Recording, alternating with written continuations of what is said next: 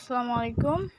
তো আজকে একটা আমার পেয়ারা গাছ দেখাতে আসছি যে কি পরিমাণটা ধরছে। যে একটা ডাল ছিল এই যে এখানটায়, যেটা এখন ভেঙে গেছে।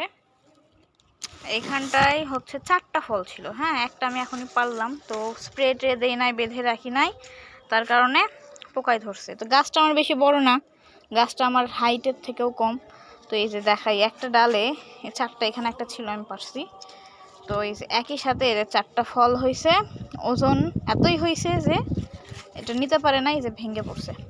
তো আমার ফলটা নিতে হবে, মোটামুটি খাওয়ার উপযুক্ত হয়েছে। তারপর আমি দেখাই যে কত ফল গাছটাতে আছে। হ্যাঁ, ছাদে যে ধরে না, মাটির মতো ফলন আসলে।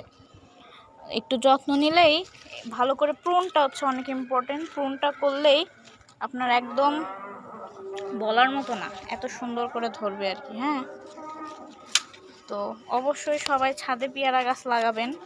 দেশীয়, আমরা বিদেশি তো অনেক কিছুই লাগাই, তার পাশাপাশি এরকম দেশি পেয়ারা গাছ অবশ্যই, মানে যেগুলো এখন ভালো ভালো ভ্যারাইটি, থাই ভ্যারাইটি আছে, তারপরে গোল্ডেন 8 আছে, তারপরে আরও কিছু নতুন ভ্যারাইটি আছে যেগুলো প্রতিনিয়তই আসছে।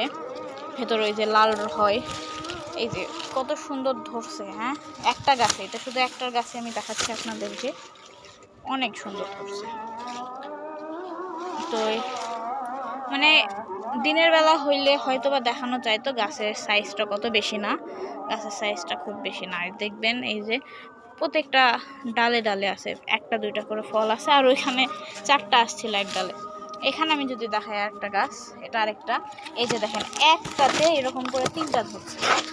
মাশাআল্লাহ বড়ও হচ্ছে। হ্যাঁ, এমন না যে বড় হচ্ছে না, এই যে বড় হচ্ছে। এগুলোকে ব্যাগিং করে দিতে হবে, কারণ এই সময় এগুলো হচ্ছে ফুড ফ্লাই দিয়ে আক্রান্ত হয়ে যায়। এই যে এই সাইজের পেয়ারাগুলো এখন ব্যাগিং করা খুবই গুরুত্বপূর্ণ, নইলে আর খাইতে পারবেন না পরে। এই যে এখানে একটা হয়েছে, এটা মোটামুটি হয়ে গেছে। এগুলো কিন্তু এখনই প্রচুর মিষ্টি, আপেল ফেল। হ্যাঁ, ছাদে যে পেয়ারাগুলো আপনি খাবেন বাজার থেকে পুরাই আলাদা, একদম প্রচুর মিষ্টি খাইতে।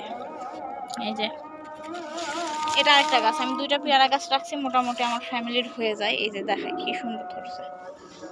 তো ভালো থাকবেন, এই তথ্যটা দেওয়ার জন্যই। আসসালামু আলাইকুম।